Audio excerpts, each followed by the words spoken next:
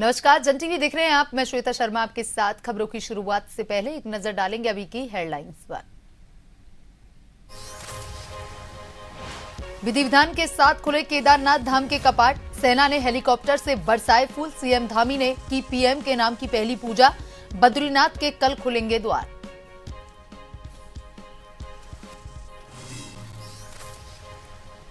चारधाम यात्रा को लेकर सुरक्षा के पुख्ता इंतजाम। पूरे क्षेत्र को 16 सुपर जोन, 43 जोन और 149 सेक्टर में किया गया विभाजित। एटीएस, वीडीएस और आईटीबीपी के जवान भी तैनात। विवादों में घिरी रुड़की की लंढोरा नगर पंचायत। अध्यक्ष और ईओ पर धांधली के आरोप। सभासदों ने की निष्पक्ष जांच की मांग।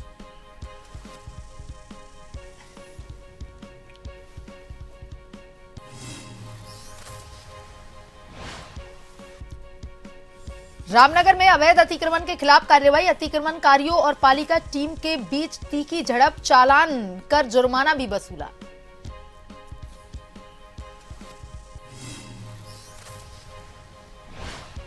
खटीमा विकासखंड सभागार में जन कल्याणकारी योजनाओं की समीक्षा बैठक। अपर सचिव मायावती ने लिया फीडबैक। लंबित कार्यों को शीघ्र पूर्ण करने के निर्देश।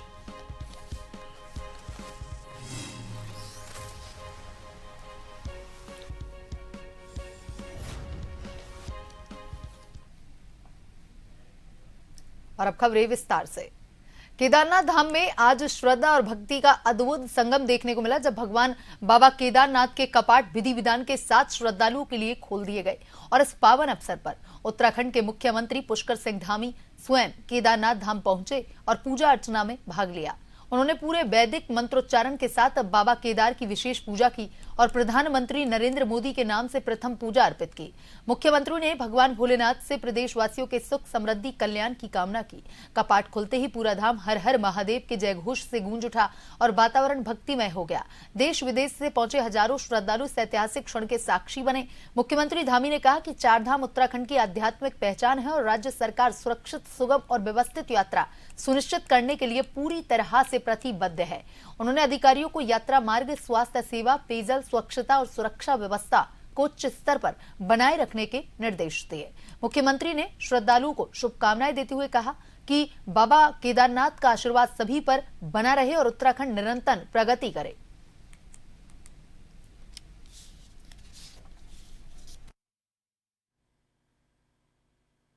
आज विधि विधान से बाबा केदार के कपाट भी खुल गए हैं और कल भगवान बद्री विशाल के कपाट भी खुल जाएंगे। सब तीर्थ यात्रियों की, श्रद्धालुओं की, भक्तगणों की यात्रा अच्छी हो, इसके निमित्त सभी प्रबंध अच्छे करने के प्रयास किए गए हैं। ये यात्रा बहुत कठिन यात्रा है, भौगोलिक परिस्थितियां कठिन भी हैं। अभी आप देख रहे होंगे पूरा भगवान की कृपा से चारों तरफ इस परिसर के, भगवान के परिसर के चारों ओर पूरी बर्फ से पूरी पहाड़ पूरे ढके हुए हैं। एक तरह से ग्लेशियर बने हुए हैं। भगवान की कृपा है, भगवान अपने सभी श्रद्धालुओं को आशीर्वाद देते हैं, सबकी यात्रा अच्छी हो। उसके लिए बद्री केदार मंदिर समिति ने इस बार अच्छा काम किया है कि सामान्य से सामान्य व्यक्ति का भी दर्शन अच्छे तरीके से हो जाए, कम समय में हो जाए। और वहीं बद्रीनाथ धाम के कपाट 23 अप्रैल को सुबह 6:15 पर श्रद्धालुओं के दर्शनार्थ विधिवत खोले जाएंगे। और इससे पहले 21 अप्रैल को श्री नरसिंह मंदिर ज्योतिर्मठ से आदि गुरु शंकराचार्य जी की पवित्र डोली श्री गरुड़ जी की उत्सव मूर्ति वैदिक मंत्रोच्चारण के साथ रावल अमरनाथ एवं बीकेटीसी उपाध्यक्ष ऋषि प्रसाद सती की उपस्थिति में धाम के लिए रवाना हुई। देव डोलियां आज प्रथम पड़ाव योग बद्री पांडुकेश्वर पहुंच गईं, जहां स्कूली बच्चों ने लगभग 2 किलोमीटर मार्ग तक पुष्प वर्षा कर भव्य स्वागत किया। बीकेटीसी अध्यक्ष हेमंत द्विवेदी ने कपाट खुलने की तैयारियों को पूर्ण बताते हुए यात्रा व्यवस्था को लेकर संतोष जताया। वहीं 22 अप्रैल को उद्धव जी, कुबेर जी और आदि गुरु शंकराचार्य जी की गद्दी धाम पहुंचेगी, जबकि श्री गरुड़ जी आज बद्रीनाथ धाम पहुंचेंगे। और इसके साथ ही श्री डिमरी धार्मिक केंद्रीय पंचायत द्वारा गाड़ू घड़ा भी धाम के लिए रवाना किया गया, जो आज बद्रीनाथ पहुंचेगा।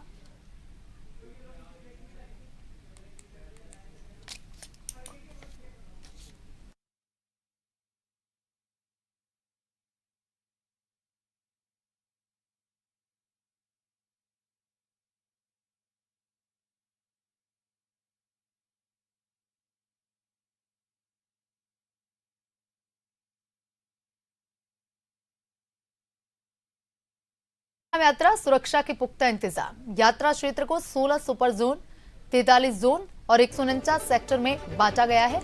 एटीएस, बीडीएस और भारत तिब्बत सीमा पुलिस भी तैनात। वामन बाटल ने 109 लैंडस्लाइड और 274 दुर्घटना संभावित स्थल चिन्हित किए गए हैं। धामों और यात्रा मार्ग पर 1200 से अधिक सीसीटीवी, 15 ड्रोन से निगरानी हो रही है। सुरक्षा के लिए 7000 से अधिक पुलिस जवान तैनात किए गए हैं। 118 पार्किंग स्थल चिन्हित। ट्रैफिक संचालन पर विशेष फोकस।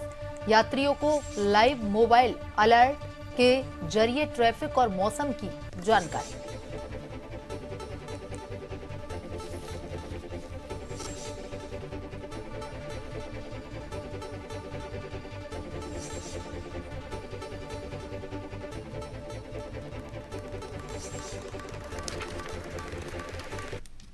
और वहीं संसद में महिला आरक्षण बिल गिरने के बाद कांग्रेस सरकार से महिला आरक्षण अधिनियम 2023 को लागू करने की मांग कर रही है। प्रेस क्लब हरिद्वार में प्रेस कॉन्फ्रेंस करने पहुंचे कांग्रेस नेताओं ने केंद्र सरकार पर संसद में कांग्रेस और दूसरे विपक्षी दलों के खिलाफ नैरेटिव सेट करने का आरोप लगाया है। कांग्रेस नेताओं ने मांग की कि अगर भाजपा की सरकार महिलाओं का हित चाहती है तो 2023 में पारित किए गए महिला आरक्षण अधिनियम को संसद की मौजूदा सीटों की संख्या के साथ ही लागू करें, साथ ही जातिगत जनगणना भी करवाई जाए।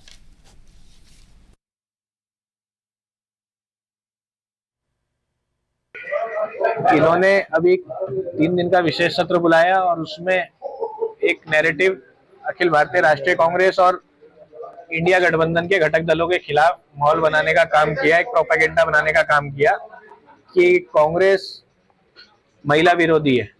कांग्रेस की स्पष्ट मांग है कि अगर भाजपा का महिलाओं के प्रति रवैया साफ है और उनकी नीयत साफ है तो वो 2023 में जो पूर्ण बहुमत से महिला आरक्षण बिल पास है उसको तत्काल लागू करें। चारधाम यात्रा 2026 को सुगम, सुरक्षित और निर्बाध बनाने के लिए चमोली पुलिस ने एक महत्वपूर्ण कदम उठाते हुए पुलिस मोबाइल बाइक टीमों की तैनाती शुरू कर दी है।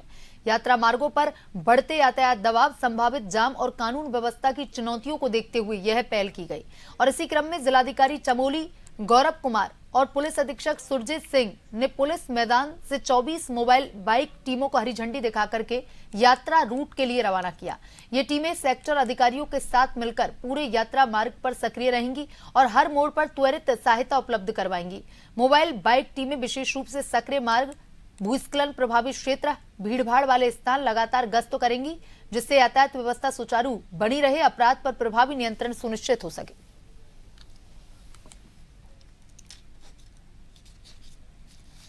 मुख्यमंत्री पुष्कर सिंह धामी ने राजस्थान के सीकर जनपद में स्थित आस्था के प्रमुख केंद्र बाबा खाटू श्याम मंदिर पहुंचकर विधिवत दर्शन पूजन किए और इस दौरान उन्होंने बाबा खाटू श्याम के श्री चरणों में श्रद्धा सुमन अर्पित किए। मुख्यमंत्री धामी ने इस अवसर पर बाबा श्याम से समस्त प्रदेशवासियों के सुख, समृद्धि, उन्नति की कामना मांगी। उन्होंने देवभूमि उत्तराखंड की निरंतर प्रगति, शांति, खुशहाली के लिए भी प्रार्थना की। मुख्यमंत्री ने कहा कि बाबा खाटू श्याम जी की कृपा से समाज में सकारात्मक ऊर्जा और आस्था का संचार होता है।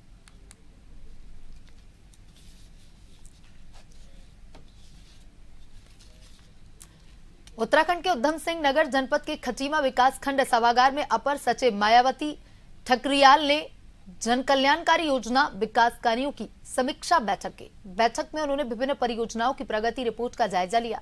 स्पष्ट निर्देश दिए कि सीमांत क्षेत्र में चल रहे विकास कार्यों में किसी भी प्रकार की लापरवाही बर्दाश्त नहीं की जाएगी। उन्होंने अधिकारियों को सभी लंबित कार्य शीघ्र पूर्ण करने, प्रगति रिपोर्ट तत्काल शासन को भेजने के निर्देश दिए। बैठक में मुख्यमंत्री घोषणाओं के तहत स्वीकृत परियोजनाओं, ग्रामीण मार्गों के निर्माण, हाईटेक बस स्टेशन जैसी सुविधाओं पर विशेष चर्चा हुई। अपर सचिव ने कहा कि योजनाओं का लाभ समय पर जनता तक पहुंचाना सुनिश्चित किया जाए और सभी निर्माण कार्यों में गुणवत्ता से कोई समझौता न हो।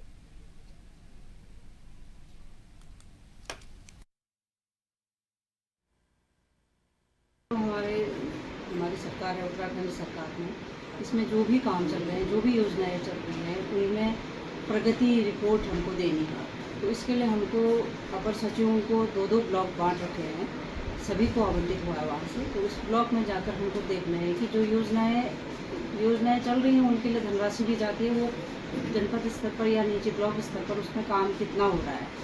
अब हम लोग ऊपर सोचते हैं कि काम हो रहा है, लेकिन नीचे हो रहा है नहीं, ये भी देखने के लिए हम लोगों को भेजा गया है कि आप निरीक्षण करिए और देखिए। और मुख्य रूप से तो ये देखना है कि पब्लिक को कोई समस्या तो नहीं है, हम लोग की योजनाएं तो चल रही हैं, क्योंकि उसके बाद भी कभी कभी क्या होता है कि वो पब्लिक उससे संतुष्ट नहीं हो पाती। तो हमको वो भी देखना है कि योजनाएं आपके द्वार तक पहुंच रही हैं, आप उसका लाभ ले पा रहे हैं, ये सब देखना हमारा काम है। चंपावत जिले के लोहाघाट क्षेत्र में प्रशासन द्वारा बनाए गए डिलीवरी पॉइंट्स पर रसोई गैस लेने के लिए लोगों की भारी भीड़ देखने को मिली। मंगलवार को बजरंग बली बाड़ स्थित डिग्री कॉलेज रोड पर बनाए गए डिलीवरी पॉइंट में सुबह से ही उपभोक्ता गैस सिलेंडर लेने पहुंचे। भीड़ अधिक होने के बावजूद बजरंग बली बाड़ के सभासद सुरेश की देखरेख में रसोई गैस का वितरण किया गया, जिससे पूरी प्रक्रिया शांतिपूर्ण रही और किसी प्रकार का हंगामा नहीं हुआ। सभासद ने बताया कि जिलाधिकारी के निर्देश पर बाढ़ में 2 स्थानों पर गैस वितरण किया गया और सभी उपभोक्ताओं को आसानी से सिलेंडर उपलब्ध करवाए गए। उन्होंने लोगों से अपील की कि वे किसी भी प्रकार की पैनिक स्थिति न बनाएं, क्योंकि डिलीवरी पॉइंट्स पर नियमित रूप से गैस उपलब्ध करवाई जा रही है। वहीं उपभोक्ताओं ने सुचारू व्यवस्था के लिए प्रशासन सभासद का आभार जताया। पूर्ति निरीक्षक चंद्रकला चतुर्वेदी ने बताया कि लोहाघाट क्षेत्र में नगर और ग्रामीण क्षेत्रों में रोस्टर के अनुसार रसोई गैस का वितरण लगातार किया जा रहा है।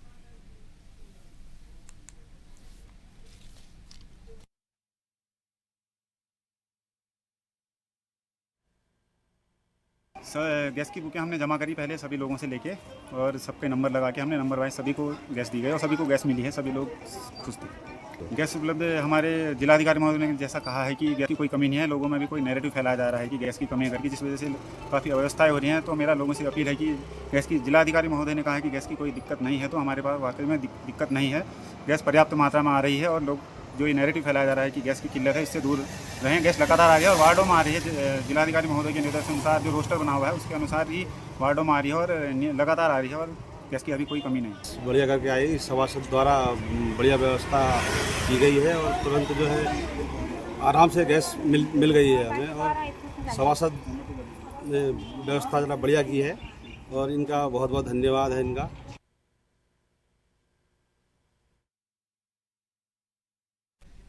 पुलिस प्रशासन नगर पालिका की टीम ने अवैध अतिक्रमण के खिलाफ अभियान चलाते हुए भारी मात्रा में सामान जब्त करने की कार्रवाई की। तो वहीं इसी बीच अतिक्रमणकारियों और पालिका की टीम के बीच हुई तीखी झड़प के बाद मौके पर पालिका के अधिकारियों को पुलिस को बुलाना पड़ा और इसके बाद पालिका ने अपने अभियान को सुचारू रूप से शुरू किया।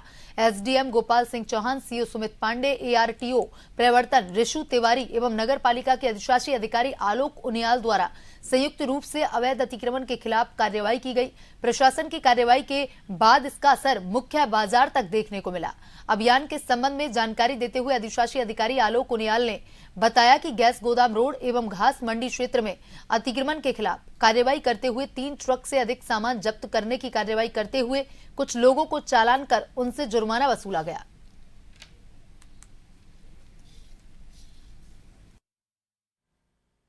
जिला प्रशासन के द्वारा दिए गए निर्देश के अनुसार आज नगर पालिका द्वारा गैस गोदाम रोड पर एसडीएम साहब, सीओ साहब और बाकी हमारी तरफ से और एआरटीओ की भी मौजूदगी में आज कार्रवाई की गई। इसमें मुख्यतः तौर पर जो सड़क के किनारे जो कूड़ा गोदाम वाले जो अपना सामान रख देते हैं, इनमें मुख्यतः तौर पर जो 2 व्यक्ति हैं, इनके द्वारा सामान रख के पूरा सार्वजनिक मार्ग को रोका जा रहा था। तो आज हमारे द्वारा उसमें लगभग 3 ट्रक हमारे द्वारा उनका सामान जब्त किया गया है। साथ ही घास मंडी क्षेत्र में भी जो अस्थायी अतिक्रमण जो कई व्यापारियों द्वारा मतलब दुकानदारों द्वारा किया जा रहा था और लगभग 15 फुट तक का अतिक्रमण था, वो सारा उनका भी सामान जब्ती की गई।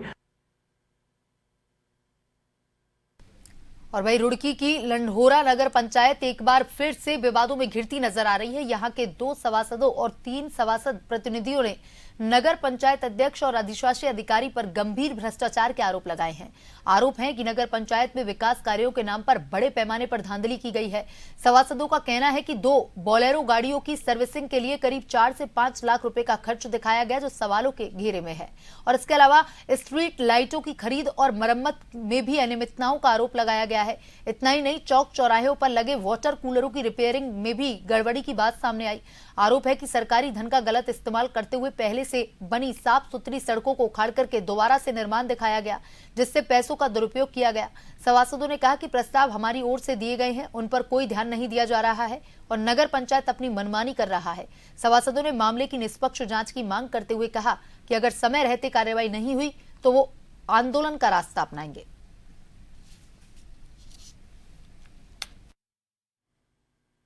मैं ये कह रहा हूँ, मैंने कहा ये जो भू माफिया है, क्या बोलते हैं इसको, हाजी सलीम छोटा बोलते हैं, इसके फ्लेक्सी पे फोटो, और इसने हमारे वार्ड में 90% लोगों के पैसे उसमें करा रखे कि आप वो करा लो, अपना क्या नाम लेते हैं, दान पत्र करा लो, और दान पत्र कराने के बाद आपको मैं मकान दूंगा।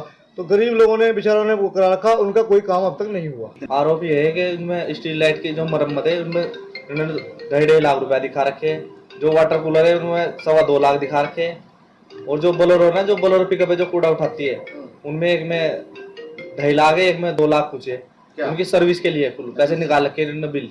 अच्छा, मैक्सिमम सर्विस पता करें तो कितने में होती होगी? 5-10 हज़ार में हो जाती है, इन्होंने 2.5 लाख रुपया निकाल रखे। मैंने बारात घर का प्रस्ताव दिया था, उसमें जो खाना बनाने की व्यवस्था है वो ज़्यादा बिगड़ी हुई है, और वहाँ पे खाना बनाने में देखो, आप देख भी सकते हो लोग कैसे गंदगी में खाना बना रहे हैं, ये मरेंगे, मतलब कितने कीटाणु, कितनी दुर्गति वीरान हो रही है। कब दिया था आपने प्रस्ताव? ये मैंने सबसे पहली मीटिंग में भी ये प्रस्ताव दिया था किचन के लिए, और मैंने उसके बाद जितनी भी मीटिंग हुई सब में ये प्रस्ताव गया हुआ है मेरा, और आज तक इस पर कोई कार्रवाई नहीं हुई। यह जो आज हमारी प्रेस वार्ता हो रही वो भ्रष्टाचार को लेके, नई नई सड़कें जो बनने लायक थी वो तो बन नहीं रही, जो बनने लायक नहीं थी उन्हें बना के फाड़ के दोबारा नई सड़कें बनाई जा रही। क्यों बनाई जा रही है? ये भ्रष्टाचार हो रहा। मैंने पहले प्रस्ताव में लिखा था कि प्रजापति मंदिर के सामने जो गादरोना रोड है वहाँ पे हमें स्वच्छता का ध्यान रखते हुए उसे कूड़ेदान को वहाँ से हटा के कहीं और पर शिफ्ट करना चाहिए। हमारे प्रधानमंत्री भी हमें बहुत ज़्यादा स्वच्छता के लिए बोलते हैं, हमें भी ध्यान रखना चाहिए। मैंने प्रस्ताव भी दिया है, मैंने चेयरमैन साहब से कई बार बोला भी है, मैंने कहा उस कूड़ेदान को हटा के वहाँ से कहीं और रखा जाए और वहाँ पे चिल्ड्रन पार्क का निर्माण करें। पर जो ये जो बहुत ज़रूरी चीज़ें हैं ना, और ये जो बहुत ज़रूरी प्रस्ताव हो गए, इन पे कभी ध्यान नहीं दिया जा रहा। बुलेटिन में अभी तक के लिए इतना ही। बने रहिए जन टीवी के साथ। नमस्कार।